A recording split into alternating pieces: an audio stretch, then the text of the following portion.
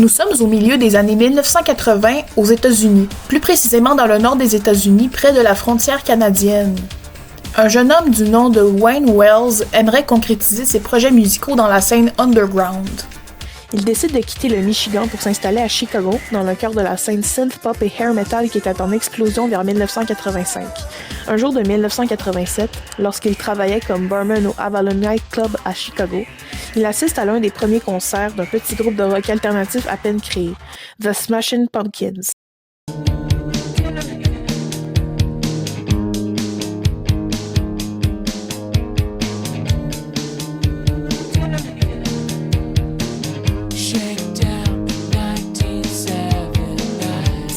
Wells trouvait le groupe horrible, mais son guitariste se démarquait nettement des autres membres et il avait besoin d'un guitariste pour son groupe déjà actif.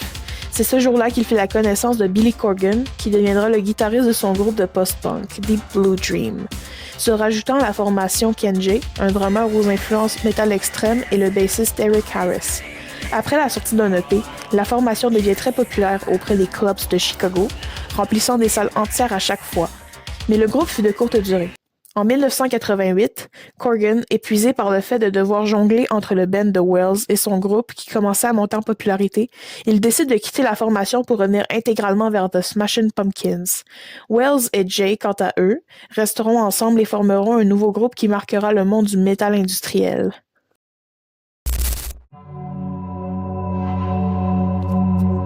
« 1994, Los Angeles, Californie.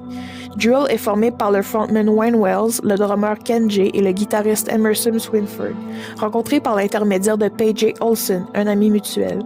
Il recrute aussi Tony Campus, bassiste du groupe de death metal mexicain Asesino. Drill est un groupe qui semble notamment influencé par le metal alternatif comme Alice in Chains ou Pearl Jam, mais on peut déjà y déduire les fondations métal industrielles que le groupe aura par la suite. Pendant quelques temps, le quatuor performe un peu partout à Los Angeles, mais Swinford quitte peu après la formation pour se concentrer sur sa musique personnelle. Il le remplace donc par Koichi Fukuda à la guitare. Cela marque le passage de Drill à Static, puis Static X. C'est également dans cette période que Wayne Wells adopte son nom de scène emblématique, Wayne Static. En 1998, Static X signe chez Warner Brothers Records et entame un an de travail pour y produire l'album d'une vie.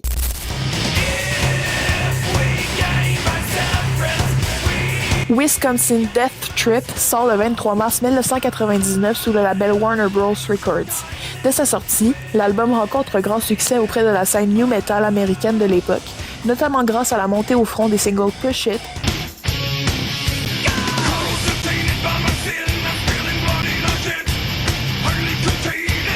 Bled for Days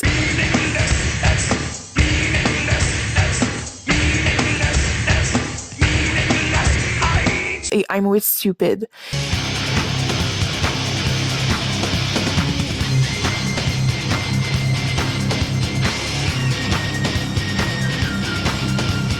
Et deux apparitions notables au Ozzfest de 1999 avec Fear Factory. Cette promotion a été éprouvante pour Static X. D'après Wayne, ils ont dû en sacrifier beaucoup pour cet album. L'opus a été produit nul autre que par le producteur suisse Ulrich Wild. C'est pas n'importe qui, parce que c'est celui derrière les grandes figures montantes du métal des années 90 comme Deftones, Alice in Chains, White Zombie ou encore Pantera. Niveau review, Wisconsin Death Trip est vraiment la définition de l'expression mélanger la chèvre et le chou, car il mélange parfaitement deux genres complètement différents. Des influences proches du death metal avec les guitares et la bass, avec une musique électronique saccadée faite de manière unique, rappelant parfois ce qui se faisait en Europe dans les raves à cette époque. Le tout se marie de manière lisse et complète, ce qui rend l'album révolutionnaire pour son époque. L'an 2000 marque l'effervescence de Static X dans la scène populaire. L'épée de Death Trip Continues sort cette année-là, faisant suite à l'opus sorti l'année précédente. Static X élargit aussi ses horizons en collaborant avec l'industrie du jeu vidéo et du divertissement. La piste Hot Segolation, ma préférée de l'album d'ailleurs, figure dans le jeu de PlayStation 1 Omega Boost, un jeu de type shoot 'em all. Push It apparaît aussi dans le jeu Street Skater 2 Duke Nukem Land of the Babes sur la même console. Niveau commercial, Wisconsin Death Trip est une réussite. En 2001, l'album est certifié disque de platine et un DVD documentaire la tournée Where the Hell Are We and What Day Is It? This is Static X est mis sur le marché. Dans la foulée des événements et en pleine tournée, Wayne Static est inquiet. Il pense au prochain album de son groupe et a très peur de ne pas pouvoir le produire correctement à cause de la fatigue et pression commune engendrée par la tournée. Têtu et motivé, il décide de commencer l'écriture et le montage du second album en pleine tournée, sans attendre après les autres membres qui préféraient profiter de la tournée en cours. Cette concoction ardue durera 2 ans. Machine. Le second album de Static X sort le 22 mai 2001. Cet opus est marqué par de vives tensions entre Wayne et le reste du groupe, car Wayne ne les avait pas attendus pour poursuivre la création des chansons comme cité plus tôt. Koichi Fukuda, étant le plus affecté par ces tensions, décide donc de quitter son poste de guitariste à la fin de leur dernière tournée, laissant les 3 membres restants, soit Wayne Static, Tony Campos et Ken Jay, enregistrer Machine. Static qualifie la rupture avec Koichi à la fois amicale et difficile. Le guitariste sera remplacé par Trip Eisen, membre du groupe de métal industriel Dope, assez similaire à Static X. L'album rencontre un assez gros succès. Il est moins important que Wisconsin Death Trip, mais la sortie de cet album ne fait que faire augmenter la notoriété de Static X. Plus de 500 000 copies sont vendues et Machine est certifié disque d'or. Machine est un album, selon moi, beaucoup plus varié et épais que le premier et les sonorités nous rappellent effectivement le bruit des machines utilisées dans les usines à cause du rythme saccadé et brusque du mélange guitare-synthé. L'opus contient également une intro et une outro instrumentale, plus calme et dramatique que les autres morceaux de l'album. Au début des années 2000, le new metal est au sommet partout. Des groupes comme Slipknot, Korn ou encore System of a Down sont au sommet des charts dans plusieurs pays anglo-saxons et sont de plus en plus aperçus dans le monde du divertissement et des médias. Grâce à ce fléau, Wayne Static est contacté au courant de l'année 2002 pour savoir s'il peut contribuer à l'enregistrement de bandes sonores pour un film par Jonathan Davis de Korn. En effet, le frontman de Korn est chargé de réaliser les bandes sonores du nouveau film de Michael Rymer, Queen of the Damned. Ne pouvant pas interpréter les morceaux lui-même à cause d'une restriction émise par son label Sony, Davis contacte plusieurs artistes du milieu pour chanter sur ses créations. Static se fera attribuer un morceau, Not Meant for Me, qu'on peut retrouver dans le soundtrack original du film d'horreur. You think you're smart. You're not. It's plain to see that you want me to fall off. It's killing me. Cette contribution sera grandement influente pour la suite de Static X, car le morceau interprété par Wayne est beaucoup plus mélodique que ce qu'il avait l'habitude de faire avec son groupe. Tout cela attirera l'attention de l'exécutif du label Warner Brothers, Tom Whaley, qui décidera de prendre le groupe sur son aile. Tom Whaley et le label sont définitifs sur leur opinion.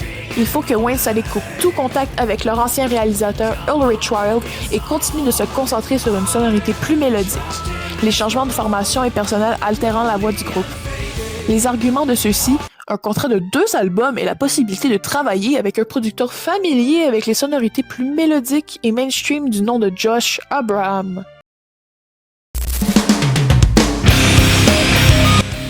C'est sous cette aide pensante que sort Shadow Zone, le 7 octobre 2003. Cet album est le premier à inclure Trip Eisen dans l'écriture et la performance scénique, et Josh Freese du groupe A Perfect Circle, remplaçant temporairement Ken Jay à la batterie durant les sessions d'enregistrement. Le produit se vend assez bien, mais pas autant bien que les 2 précédents. Shadow Zone parvient tout de même à atteindre la 20e place au Billboard grâce au single de Only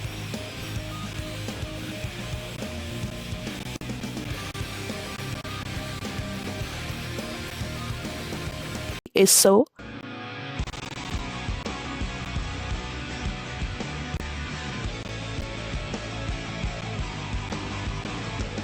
Mais n'obtient aucune certification. Durant la tournée de promotion pour leur nouvel album, Ken Jay est encore remplacé, mais cette fois-ci par Nick Oshiro du groupe Seether. Il deviendra par la suite batteur permanent pour Static X. Shadow Zone est effectivement moins abrupte que les 2 premiers albums.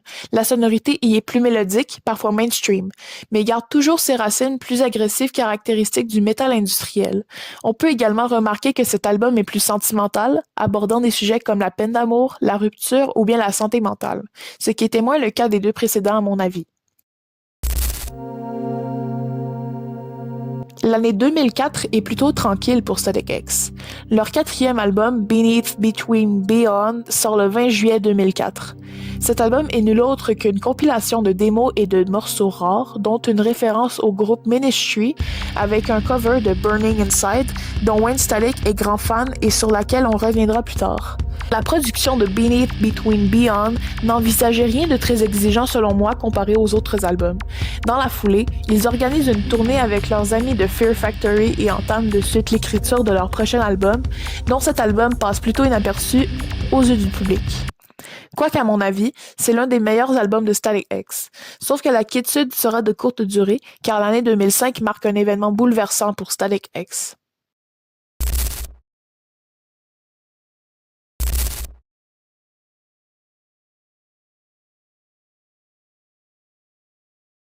Le 10 février 2005, le guitariste de Static X, Trip Hysson, est arrêté pour attouchement sexuel sur une adolescente de 14 ans au New Jersey. Selon les autorités, Hysson aurait fait la rencontre de la jeune fille via Internet et lui aurait confié aimer être le guitariste de Static X. Pendant quelque temps, les deux échangèrent des emails, puis pendant ses vacances, Trip Hysson vient jusque dans la ville de Old Bridge au New Jersey pour rencontrer l'adolescente. D'après moi, elle a dû être impressionnée par l'influence d'Hysson, guitariste dans un groupe connu partout en Occident pour accepter de le rencontrer, prenant en compte qu'au moment des faits, elle avait 14 ans et lui 40 ans environ. L'objet principal de son accusation est le fait qu'il a attouché sexuellement la fille dans sa camionnette. En addition, les autorités suspectent également que Hysson aurait pu être en contact avec plus qu'une adolescente via Internet, en aurait mise en danger et en aurait peut-être kidnappé. De manière plus vulgarisée, Trip Hysson est considéré pédophile aux yeux de la loi. Suite à ce scandale, Trip Hysson est licencié du groupe, bien évidemment, et est rapidement remplacé par Koichi Fukuda, étant venu donner un coup de main pour le mixage du prochain album de Static X, censé sortir dans quelques mois. Start a War, le quatrième opus du groupe, sort le 14 juin 2005, seulement 4 mois après l'arrestation de leur ancien guitariste. L'album est bien propulsé grâce à la sortie des singles Dirt House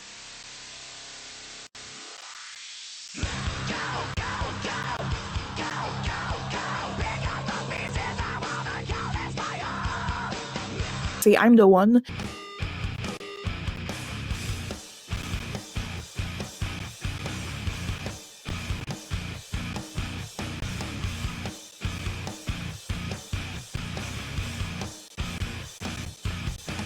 qui seront très écoutés dès leur sortie.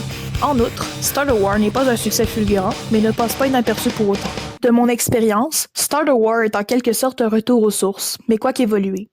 La sauce Static X est beaucoup plus travaillée et amplifiée qu'auparavant, c'est-à-dire qu'ils sont revenus un peu à leur sonorité de l'époque Machine, mais les ont légèrement modifiés pour les rendre encore plus déployés. Cet opus est beaucoup plus percutant et violent que les autres, selon moi, avec les morceaux comme I Want to Fucking Break It, Dirt House, Night Terrors ou encore My Damnation. On devine clairement que cet album exprime un sentiment de colère, de rage et de rancune assez intense. Je crois personnellement que l'affaire Trip Hysson a contribué à alimenter l'ambiance violente de cet opus. Ça les a pas aidés. En 2007, Static X marque le retour du guitariste originel Koichi Fukuda en sortant le single Destroyer le 20 mars de la même année.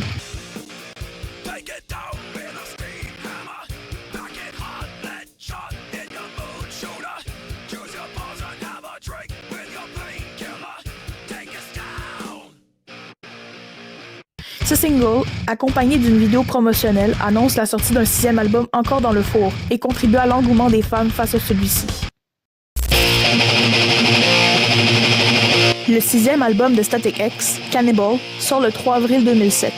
L'album est extrêmement bien accueilli par le public, figurant en 36e position dans le Billboard et 30 000 ventes au compteur à sa sortie.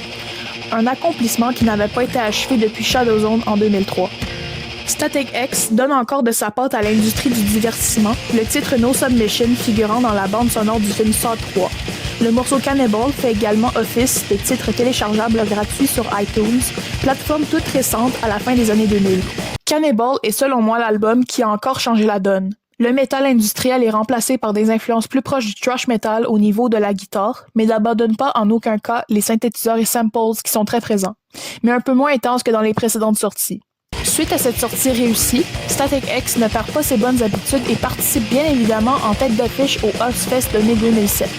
Cela laisse l'occasion au frontman d'annoncer son side project Pig Hammer. De plus, le lien avec Ministry devient de plus en plus étroit, étant donné que Tony Campos rejoint le groupe en tant que bassiste temporaire pour leur tournée See You Later Tour en novembre 2007. Au retour du Operation Annihilation Tour en Australie début 2008, Wayne Static publie un message sur le forum du site de Static X. Il annonce que pour l'album à venir, il se concentrera sur un son à la Wisconsin Death Trip, avec plus de breakdowns et de gradations, mais qu'il conservera également le son typique de leur dernier album Cannibal. Static X décide de teaser encore plus la communauté en sortant un coffret CD-DVD tant attendu, Cannibal's Killer Live. De plus, Wayne republie un message dans le forum confirmant la date et le nom de leur prochain album en décembre 2008. Petite anecdote sympathique, en 2008, Wayne Static se marie avec sa petite amie Tara Way, une actrice pornographique fan de métal. Sa présence sera notable lors des séances photos pour Cult of Static et Pig Hammer. Cult of Static sort le 17 mars 2009 via le label Reprise Records. Comme Static l'a mentionné, l'album n'a aucune connotation religieuse ou sectaire comme certains pourraient l'imaginer. C'est une sorte d'hommage à toute la communauté Static X qui supporte le groupe depuis le début. Cet opus bat des records dès sa sortie, figurant dans le top 16 au Billboard 200. Le titre Lunatic figure également dans le soundtrack du film très populaire Marvel's Punisher, Warzone. Petit clin d'œil, les titres Terrified et Stingray sont des références subtiles à la femme de Wayne.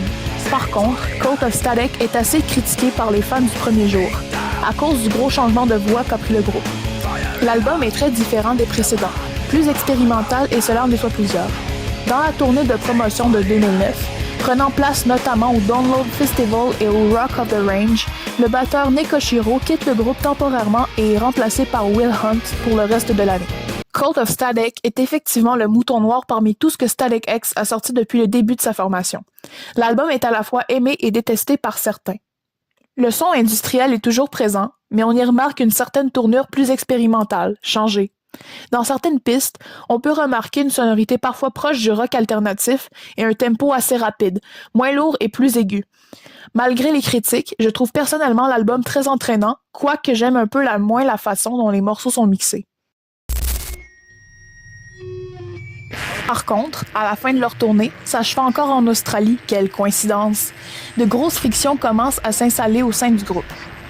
Fin 2009, rien ne va plus pour personne. Le quatuor est scindé en deux camps, Wayne Static d'un bord, Koichi Fukuda, Nick Oshiro et Tony Campos de l'autre.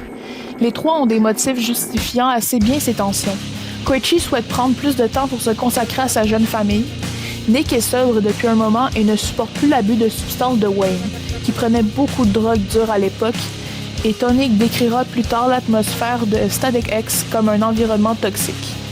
Wayne, lui, souhaite se concentrer davantage sur son projet solo, dont l'unique album sortira courant 2011.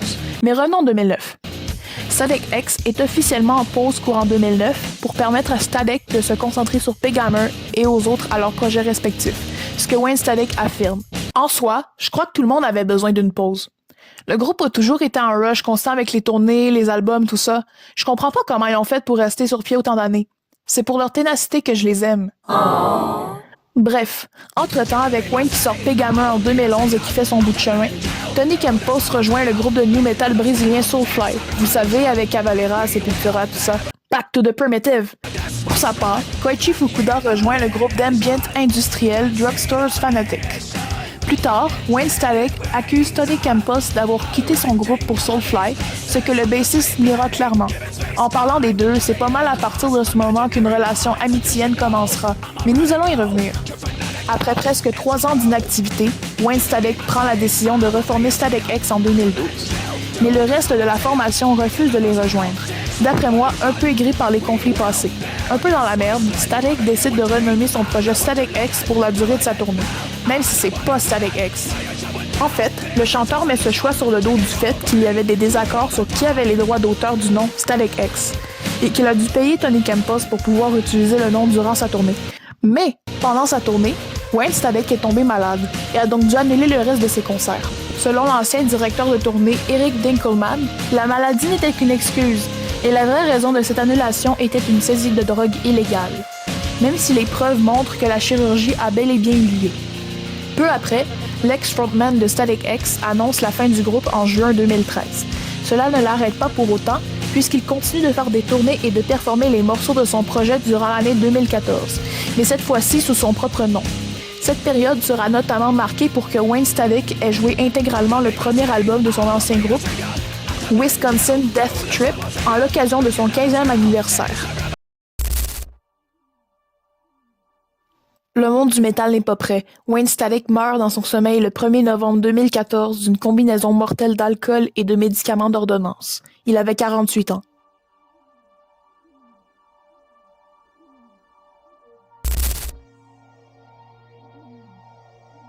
Selon son épouse Tara Way, cette mort ne serait pas reliée à une consommation excessive de drogue, étant donné que le couple ne consommait plus de drogue illicite depuis 2009.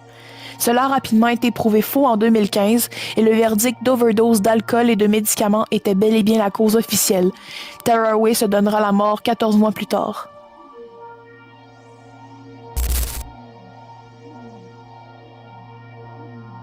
Static sera incinéré en Californie. Les membres d'origine de Static X, Koichi Fukuda et Tony Campos, rendront hommage à leur ancien ami en organisant un concert d'hommage à Los Angeles le 20 janvier 2015. Christian Machado et Diego Verduzco du groupe El Niño, Carl Bensley de Snot, Dave Navarro de Jane's Addiction et bien d'autres performeront en sa mémoire. Des funérailles familiales prendront également place en Illinois durant cette période.